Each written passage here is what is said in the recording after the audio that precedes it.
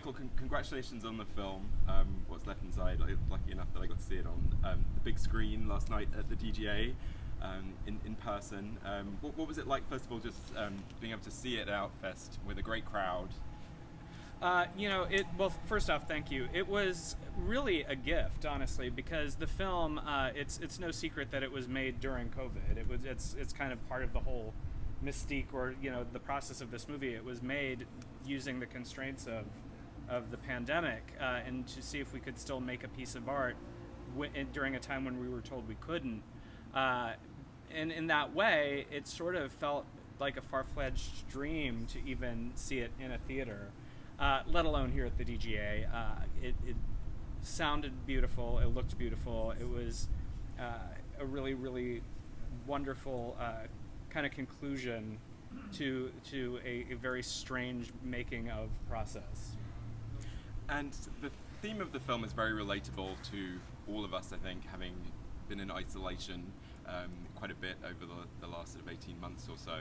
But I think the idea for the film actually came before COVID came about. Tell us a little bit about the inspiration for the writing of it. Yeah, so the story, which is about a man who's broken up with on the eve of a global lockdown, and he's now stuck at home when he thought he was going to be spending that time with his partner, and how his misery and sadness start manifesting maybe into something else, was an idea that I had prior to COVID about what happens when we create monsters out of our own kind of personal demons. And it was an idea that I had been working on. I was very much inspired by the movie Possession. I'm not sure if you're familiar. It's a Polish horror film with Sam Neill and Isabella Adjani. And in that movie, she kind of manifests a creature based on her own sort of madness, and I always wondered what a gay version of that would look like. And for a long time, I thought about this concept and was bouncing back and forth. How could I tell that story? And I was outlining a version of it when COVID hit. And then it sort of was like, well, the world just presented the truest form of being stuck with yourself and being stuck with the monsters that we create. And it suddenly became relatable to everybody. And so that's how I shifted this sort of macro idea into a very micro story that, as you said, still spoke to what we were all going through. And you mentioned the constraints that you filmed under, but it's such a beautifully cinematic film, widescreen, and the production values look incredibly high, so many beautiful shots in it, and your cinematographer, editor, and composer are all the same person. Yes. And all brilliant elements in the film. Yeah, I guess tell me a bit about sort of working under those constraints and yet still making something so beautifully cinematic. Well, and I think I said this to you after the screening last night, there is an old adage in the world of independent film that you have fast, cheap, and good, and you can pick two of those things. We made this for very little money because we self-financed it because no one was making anything or putting money into movies during COVID. But we also didn't have to make it quickly, so it allowed us the opportunity to make it good. And luckily, my production label, June Gloom Productions, we have this little team that we make a lot of short films together. And my cinematographer, editor, and composer that you referenced, Andrew J. Sepperly, he works a lot in post-production. He works on shows like Narcos on Netflix, and he has really, really great skills in that area.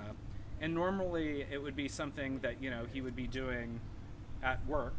But luckily, we were all sitting at home and wanted to make something, and we had the time to do it. So we were all able to pull on each of our individual kind of skill sets to make this happen. And luckily, Andrew's truly a wizard. I mean, I'm very grateful for everything he brought to the movie because, like you said, I can write it and I can direct it, but without some of those magic elements that he was able to bring in, that's the cherry on top, right? And you've got a queer central character who you mentioned. Tell me a bit about the actor who plays him, who was fantastic in the film. Yeah, Danny Plotner. Danny is an actor that I know socially here in Los Angeles, and he has been in some other work of mine. He is someone that, if you are of the digital generation, he first started as a YouTuber, and has since been on HBO's Euphoria. I put him in an intro of Dragula, which I directed some of those on season 3. And Danny is someone who I really enjoy working with. And I think, as you know, when you're an indie filmmaker, you tend to work with the people you know, and you kind of foster this little family. And Danny not only is someone I enjoy working with, he also just happens to be a neighbor of mine. So when I was making this and taking COVID into account, I thought, well, I have to work with someone close and someone I can trust. And I sent the script to him, and as you see, it's a very emotionally raw piece. And I knew he could do it, but I was actually afraid that he'd say no just because he had to go to some really dark places. But I think it allowed he and I this really great connecting opportunity beyond what we had already had as director and actor, because we just sat and talked about it, and he has spoken of his own personal connection to it and how it ended up being cathartic for him to make. And so it was just sort of a great confluence of events that somehow happened while we were in lockdown.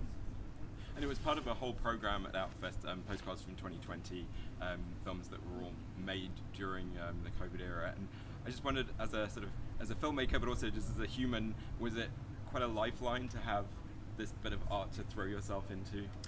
It was, because this is what we do. I think anybody who lives in a creative space or an artistic space, you always hit that point where you just feel like you need to be making something. But especially so during a time of emotional duress or global duress, because you suddenly have all of these feelings and you don't know what to do with them. And usually the creative response is to go make something. But we were literally in a world that said, no, you can't. And I didn't think that was acceptable, and so I wanted to find a way to make something while also being respectful of the situation that we were in.